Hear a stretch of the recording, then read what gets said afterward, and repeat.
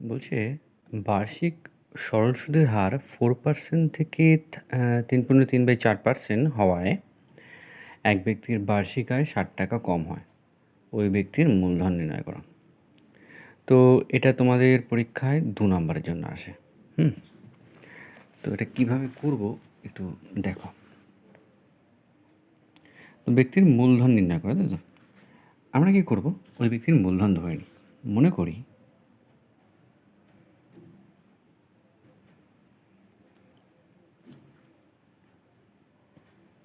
করি ব্যক্তিটির মূলধন পি টাকা। ওকে, মনে করি ব্যক্তিটির মূলধন পি টাকা। অতএব শর্তানুসারে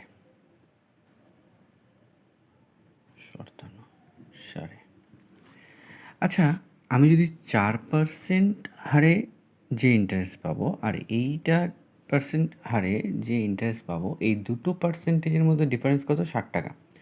তো সরল সুদ বের করার ফর্মুলা কি? আই ইজ ইকুয়াল টু কি?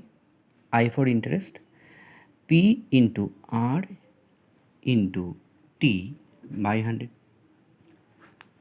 সো এটা দিয়ে আমরা ইন্টারেস্ট বার করে থাকি, পিআরটি বাই 100। তো আমি এক কাজ করি, প্রথমে P into 4 into 1/100, P into আর ইন্টু 1 এক বছরের জন্য সুদ বার করছি। তাহলে P into 4 into 1/100 minus P into 3/4 into 1/100। তো 4% হারে যদি সুদ পেতাম, তাহলে এক বছরে এই টাকা সুদ পেতাম, পিআরটি বাই 100। আর যদি এত পার্সেন্ট হারে সুদ পেতাম, তাহলে আমার এইটা আমার সুদ হতো টোটাল। এই দুটো সুদের মধ্যে আমাদের বলে দিয়েছে যে 4% থেকে 3.3/4% হওয়ায় এক ব্যক্তির বার্ষিক আয় 60 টাকা কম হয়ে গেল। যেহেতু পার্সেন্ট দেখো 3 পয়েন্ট সামথিং আসবে, এটা 3/4, আর এটা 4%, এটা 3 পয়েন্ট সামথিং। নিশ্চয়ই পার্সেন্টেজটা একটু কমে গেছে, আর যেটুকু কমেছে সেটাই হচ্ছে আমার কিন্তু 60 টাকা। তো ইজ ইকুয়াল টু 60 লিখলাম। এইবার এটাকে আমি সলভ করব। কী করে সলভ করব? বাদ দিলাম। পি আর 4 গুণ করলে কী হবে? 4p, 1কে বাদ দিলাম, 100 মাইনাস। এই জায়গাটা অনেকের কনফিউশন হয়, ভালো করে বলছি, শোনো। পি ইন্টু 3×4=12, 12, 13, 14, 15, এটা হচ্ছে 15/4।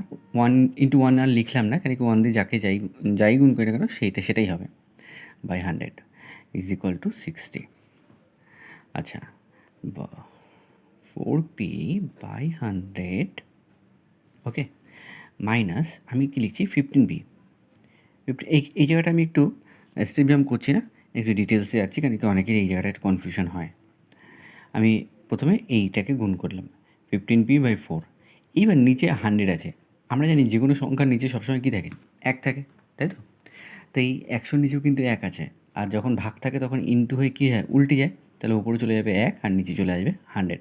দেখো এই জায়গাটা আমি ডিটেলসে গেছি, কেন কি এই জায়গাটা অনেকে গন্ডগোল করে বসে। তো একটু দেখো, ভালো করে দেখো এবং বোঝার চেষ্টা করো, এবং এটাকে মাইন্ডের মধ্যে একদম সেট করে নিও। তো 4p/100 মাইনাস এটা কত হবে? 15p হবে। আর নিচে কত হবে? 4 ইন্টু 100, 400 ইজ ইকুয়াল টু 60। আচ্ছা, এইবার আমাদের কী করতে হবে? এই 100, 4 দিয়ে 100 কাটাকুটি যায় আমি জানি, 15 দিয়েও 400 কাটাকুটি যায় জানি, কিন্তু আমি দেখছি যে লসাগু করলে খুব সোজা হবে। কেন? আচ্ছা, আমি দেখি 100 আর 400, অনেকেই কী করে লসাগুটাকে এইভাবে 2 দিয়ে এইভাবে করতে থাকে, তাই তো?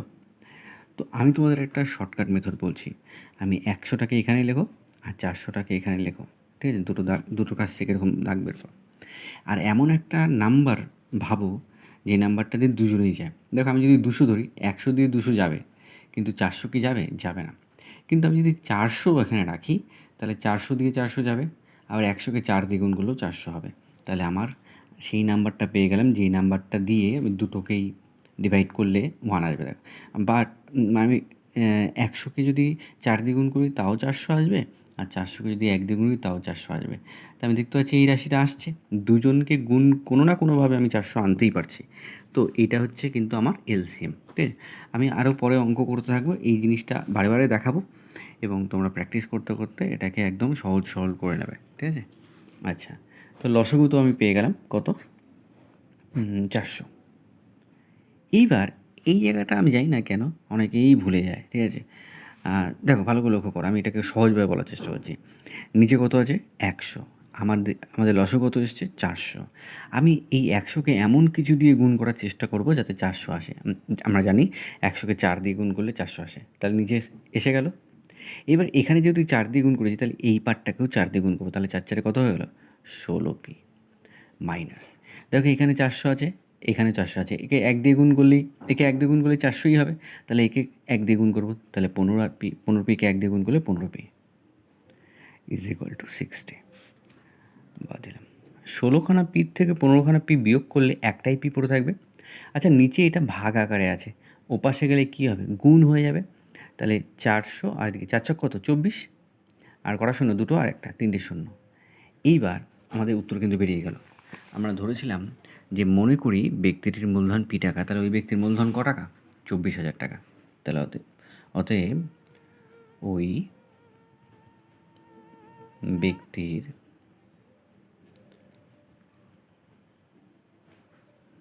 মূলধন 24,000 টাকা, ঠিক আছে?